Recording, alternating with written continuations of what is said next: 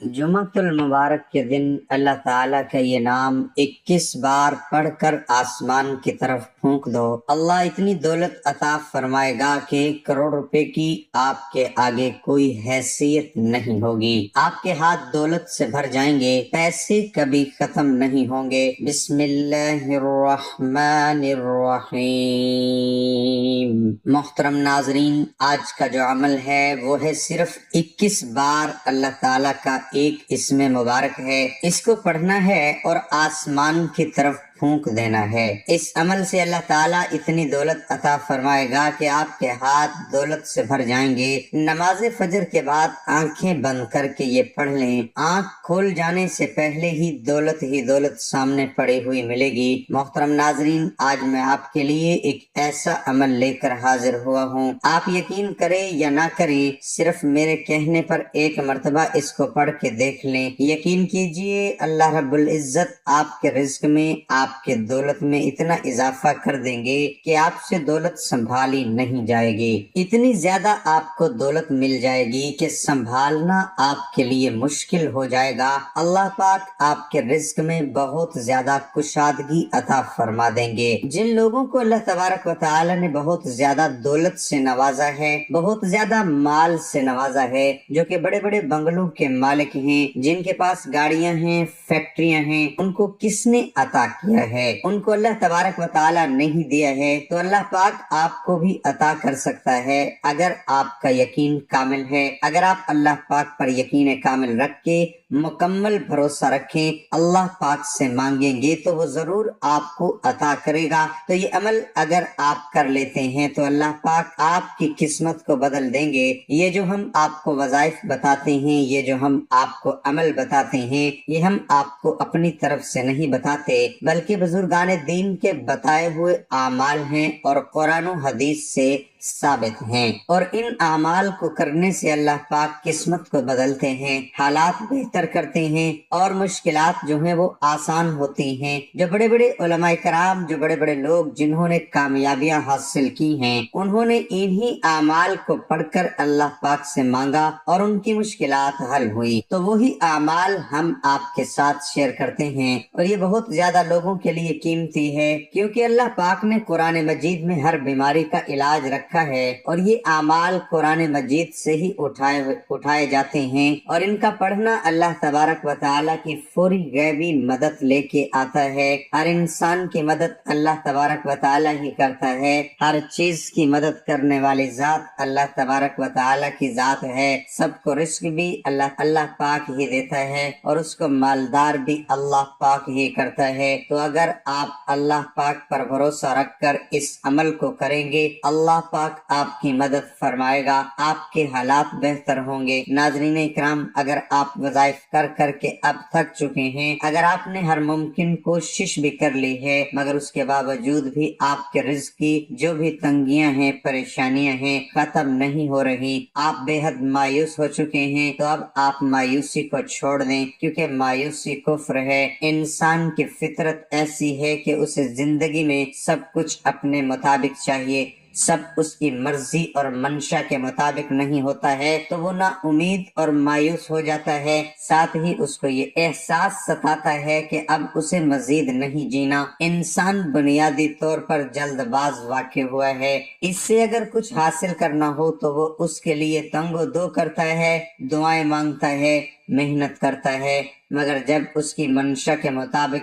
उसको फल नहीं मिलता तो वो थक जाता है और इसी थकन में वो मायूसी के अंधेरे में अपना वजूद, अपनी उम्मीद और अपना यकीन खो बैठता है। उसे जिंदगी बेरंग लगना शुरू हो जाती है। दूसरे अल्फाज में उसकी जिंदगी में दिलचस्पी खत्म हो जाती है। मगर याद रखिए कि कुछ भी हमेशा के लिए नहीं होता। वक्त की एक खूबसूरती है कि ये कभी भी एक जैसा नहीं रहता। मुश्किल हो तो आसानी भी मिल ही जाती है। ये तो अल्लाह ताला ने कुरान पाक में भी इरशाद फरमाया है कि बेशक ये मुश्किल के साथ آسانی ہے۔ اس آیت میں اللہ تعالیٰ کی طرف سے رسول اللہ صلی اللہ علیہ وسلم کو خطاب کیا جا رہا ہے کہ جب آپ دین کی دعوت و تبلیغ اور دین کی مختلف شعبوں میں امت مسلمہ کی ہدایت و رہنمائی کے فریضے سے فارغ ہو جایا کریں تو اپنے رب کی طرف متوجہ ہو جائیں اور عبادت میں ہمہ تن مشغول ہو جائیں۔ علماء کرام بیان کرتے ہیں کہ دینی کاموں میں مشغول لوگوں کے لیے جس طرح یہ اہم ہے کہ وہ دین کی تعلیم و تعلم،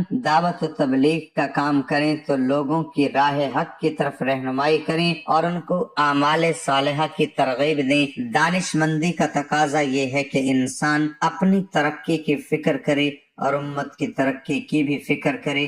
یہ بات ہمیشہ ذہن میں رکھنی چاہیے کہ ہمیشہ محنتیں اور کوششیں یک طرفہ نہ ہوں کہ ہم صرف اپنی فکر کریں اور امت کو فراموش کر دیں، یا یہ کہ صرف امت کی فکر کریں اور اپنے آپ کو فراموش کر دیں۔ اس آیت میں ہمیں یہ تعلیم دی گئی ہے دونوں میں توازن، برابری قائم رکھیں، یعنی اپنی فکر کریں اور امت کی بھی فکر کریں۔ حالات چاہیں جتنے بھی کٹھن کیوں نہ ہو، مشکلات کے بادل جتنے بھی کالے کیوں نہ ہو، انسان آسانی کی صبح کا سورج ضرور طلوع ہوتا ہے، دیکھتا ہے نہ دکھ سدا رہتا ہے اور نہ سکھ۔ ایسے ہی ناکامی اور کامیابی بھی ہمیشہ کے لیے نہیں ہے۔ اس لیے سب کچھ اہم بات یہ ہے کہ انسان کو کبھی مایوس نہیں ہونا چاہیے، بلکہ مشکلات کے آنے پر مایوسی کے اندھیروں میں بھی امید اور یقین کا چراغ جلاتے رہنا چاہیے، کیونکہ اگر انسان مایوسی کے اندھیرے میں امید کا چراغ جلاتا ہے تو اس کی روشنی انسان کے وجود کو منور کر دیتی ہے۔ اس روشنی سے انسان باطنی اور ظاہری طریقے سے مزید مضبوط ہو جاتا ہے۔ وہ سمجھ جاتا ہے یہ ناکامی اور مشکل وقت سب عارضی ہے، وہ اس حقیقت سے آشنا ہوتا ہے۔ یہ زوال، یہ مشکلات، یہ سب انسان کی ہمت کو جانچنے کے لیے قدرت نے بنائے ہوئے ہیں، کیونکہ یہ بھی حقیقت ہے کہ انسان اپنی فتح اور کامیابی سے اتنا مضبوط نہیں ہوتا جتنا وہ اپنی زوال اور ناکامی سے مضبوط ہوتا ہے۔ اس لیے ہمیں کسی بھی حالات میں مایوس نہیں ہونا چاہیے اور اپنے رب سے امید رکھنی چاہیے، بے شک وہ ہر چیز پر قادر ہے، انشاءاللہ وہ آپ کی تمام پریشانیاں حل کر دے گا۔ تو یہ جو عمل ہے اس کو کرنے سے پہلے ایک بات اپنے ذہن میں لازمی یاد رکھیں، اللہ تبارک و تعالیٰ کی راہ میں جتنا زیادہ ہو سکے جو حسب توفیق ہے وہ صدقہ ضرور کیا کریں، کیونکہ صدقہ جو ہے اللہ کی راہ میں جو بندہ خرچ کرتا ہے، مال کو بڑھاتا ہے، یعنی اللہ پاک اس بندے کے مال میں اضافہ کرتے ہیں جو کہ اللہ کی راہ میں خرچ کرتا ہے۔ ناظرین، اسلام ایک مکمل ضابطہ حیات ہے، لہذا یہاں معاشرے کے تمام طبقات کی بہتری کا خیال رکھا گیا ہے۔ زکوٰۃ و صدقہ ایسے ہی احکامات ہیں جو معاشرے کی فلاح کا سبب بنتے ہیں۔ حدیث نبی صلی اللہ علیہ وسلم کا مفہوم ہے کہ اگر صدقہ کرنے والا جان لے اور سمجھ لے کہ اس کا صدقہ فقیر کے ہاتھ میں سے پہلے اللہ کے ہاتھ میں جاتا ہے تو یقیناً دینے والے کو لذت لینے والے سے کہیں زیادہ ہوگی۔ لیکن صدقہ جنت کے دروازوں میں سے ایک دروازہ ہے۔ صدقہ اعمال صالحہ میں افضل عمل ہے اور سب سے افضل صدقہ کھانا کھلانا ہے۔ صدقہ قیامت کے دن سایہ ہوگا اور اپنے دینے والے کو آگ سے خلاصی دلائے گا۔ صدقہ اللہ جل جلالہ کے غضب کو ٹھنڈا کرتا ہے اور قبر کی گرمی کی ٹھنڈک کا سما ہے۔ میت کے لیے بہترین ہدیہ اور سب سے زیادہ نفع بخش چیز صدقہ ہے، اور صدقے کے ثواب کو اللہ تعالیٰ بڑھاتے رہتے ہیں۔ صدقہ مصطفیٰ ہے، نفس کی پاکی کا ذریعہ اور ان نیکیوں کو بڑھاتا ہے۔ صدقہ قیامت کے دن صدقہ کرنے والے کے چہرے تازگی کا سبب ہوں گے۔ صدقہ قیامت کی ہولناک کے خوف سے امان ہے اور گزرے ہوئے پر افسوس نہیں ہونے دیتا۔ صدقہ گناہوں کی مغفرت کا سبب اور کفارہ ہے۔ صدقہ خوشخبری ہے اور فرشتوں کی دعا کا سبب ہے۔ صدقہ دینے والا بہترین لوگوں میں سے ہے اور اس کا ثواب ہر اس شخص کو ملتا ہے جو اس میں کسی طور پر بھی شریک ہو۔ صدقہ دینے حوالے سے خیر کثیر اور بڑے اجر کا وعدہ ہے، آدمی کو متقین کی صف میں شامل کر دیتا ہے، اور صدقہ کرنے والے سے اللہ کی مخلوق محبت کرتی ہے۔ صدقہ کرنا جود و کرم اور سخاوت کی علامت ہے۔ صدقہ دعاؤں کو قبول ہونے اور مشکلوں سے نکالنے کا ذریعہ ہے۔ صدقہ مصیبت کو دور کرتا ہے اور دنیا میں 70 دروازے برائی کے بند کرتا ہے۔ صدقہ عمر میں اور مال میں اضافے کا سبب ہے، کامیابی اور رزق کا سبب ہے۔ صدقہ علاج بھی ہے، دوا بھی ہے، شفا بھی۔ صدقہ آگ سے جلنے، غرق ہونے، چوری اور بری موت کو روکتا ہے۔ صدقے کا اجر ملتا ہے چاہے جانوروں اور پرندوں پر ہی کیوں نہ ہو۔ یقیناً اس تحریر کو پڑھ کر آپ صدقے کے فضائل اپنے روح و قلب میں اتار ہوں گے اور دل میں صدقہ کرنے کا ارادہ کیا ہوگا کہ آپ بھی صدقہ کریں۔ تو سن لیجئے، حدیث نبی صلی اللہ علیہ وسلم کا مفہوم ہے کہ اچھی بات کو آگے پھیلانا بھی صدقہ ہے۔ دین اسلام کی اس رہنمائی کو آگے بڑھائے اور صدقے کے سلسلے کو جاری کریں۔ ناظرین، وقت کی نزاکت کو مد نظر رکھتے ہوئے اب ہم وظیفے کی طرف چلتے ہیں۔ آپ نے سب سے پہلے درود پاک پڑھنا ہے۔ آپ نے 3 مرتبہ کوئی سا بھی درود پاک پڑھ لینا ہے، لیکن درود ابراہیمی کی زیادہ فضیلت ہے، اس لیے ہمیشہ درود ابراہیمی ہی پڑھا کریں۔ 1 مرتبہ میرے ساتھ ہی پڑھ لیں تاکہ ثواب ہو۔ اللہم صلی علی محمد وعلی آل محمد کما صلیت علی ابراہیم وعلی آل ابراہیم انک حمید مجید۔ اللہم بارک علی محمد وعلی آل محمد کما بارکت علی ابراہیم وعلی آل ابراہیم انک حمید مجید۔ پھر جیسے ہی آپ درود ابراہیمی پڑھ لیں، اگر آپ کے پاس تسبیح موجود ہے تو تسبیح لے لیں، اگر اس وقت تسبیح نہیں ہے تو آپ سیدھے ہاتھ کی انگلیوں پر بھی یہ وظیفہ کر سکتے ہیں۔ آپ کسی بھی قسم کے وظیفے کے لیے ہمیشہ درود ابراہیمی ہی پڑھا کریں، ہو سکے ہاتھ کی انگلیوں کی پوروں پر بھی یہ وظیفہ کیا کریں۔ اگر ہاتھ کی انگلیوں پر گننے میں دشواری ہوتی ہے تو بے شک آپ تسبیح کا استعمال کریں، لیکن ہاتھوں پر شمار کرنا زیادہ بہتر ہے۔ وظیفے کے بعد اللہ تعالیٰ سے نہایت خلوص اور دردمانہ انداز میں گڑ گڑا کر اپنی مشکلات اور حاجات کی دعا کریں گے، انشاءاللہ تعالیٰ آپ کی دعا اللہ کے ہاں منظور و مقبول ٹھہرے گی۔ لیکن ایک بات واضح کر دیں، آپ صرف کسی وظیفے کے لیے ہی نماز نہیں پڑھتے، بلکہ نماز کو اپنے مستقل عادت بنا لیں۔ نماز کی اسلام میں بہت زیادہ فضیلت ہے اور قرآن مجید میں کثرت سے نماز کے احکامات آئے ہیں، اور بہت ساری احادیث میں بھی نماز کی فضیلت بیان کی گئی ہے۔ سب سے پہلے نماز کا ہی سوال کیا جائے گا، اس لیے نماز پڑھو گے تو کامیاب ہو جاؤ گے، ورنہ شاید دنیا میں تو کامیاب ہو جاؤ لیکن آخرت میں ذلیل و رسوا ہی ہوں گے۔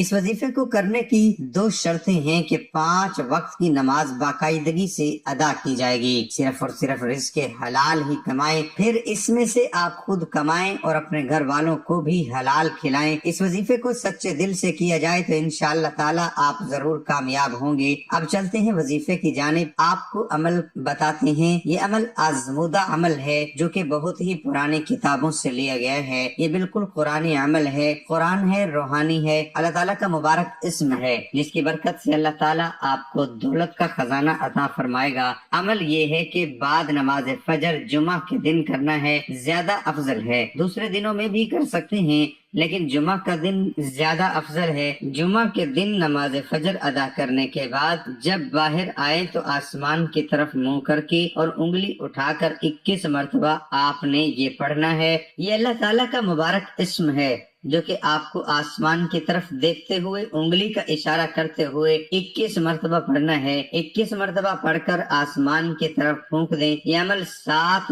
دن جاری رکھیں، انشاءاللہ اللہ تعالیٰ کے کرم سے آپ کی آمدنی میں اضافہ ہوگا۔ اللہ تعالیٰ کا آپ پر ایسا کرم ہوگا کہ آپ حیران ہو جائیں گے۔ یہ عمل کافی لوگوں کا آزمایا ہوا ہے، بہت بڑے بڑے عملیات کی کتابوں میں یہ عمل دیا گیا ہے۔ آپ کو یہ عمل بتانے کے لیے انہی کتابوں کا سہارا لیا ہے۔ اگر آپ چاہیں تو اس کو کر سکتے ہیں۔ نماز کی پابندی لازمی کرنی ہے کیونکہ یہ وظائف ہر نماز کے بعد کے وظائف ہیں۔ پہلے دن کا عمل آپ نے کسی بھی نماز کا انتخاب کر لینا ہے اور اس کے بعد یہ عمل کرنا ہے۔ فجر کی نماز وظیفے کے لیے بہت ہی موزوں ہے۔ سب سے پہلے درود پاک 3 مرتبہ پڑھنا ہے اور اس کے بعد اللہ کے 3 صفاتی نام پڑھنے ہیں، یا اللہ، یا رحمانو یا رحیمو، اور یہ نام ویسے ہی نہیں پڑھ لینے بلکہ آپ نے جب دعا کے لیے ہاتھ اٹھانے ہیں تو اپنا سر اٹھا کر عاجزی کے ساتھ درود پاک پڑھنا ہے، اور پھر دل سے اللہ کو ان ناموں سے پکارنا ہے، اور اس کے بعد 11 مرتبہ استغفر اللہ پڑھنا ہے، اور استغفار بھی ایسے کرنا ہے کہ ذہن میں سارے گناہوں کو رکھ کر اور پھر سارے گناہوں کی معافی مانگنی ہے، آخر میں دوبارہ 3 مرتبہ درود شریف پڑھنی ہے، اس کے بعد اللہ سے جو مانگے گی انشاءاللہ آپ کو ملے گا۔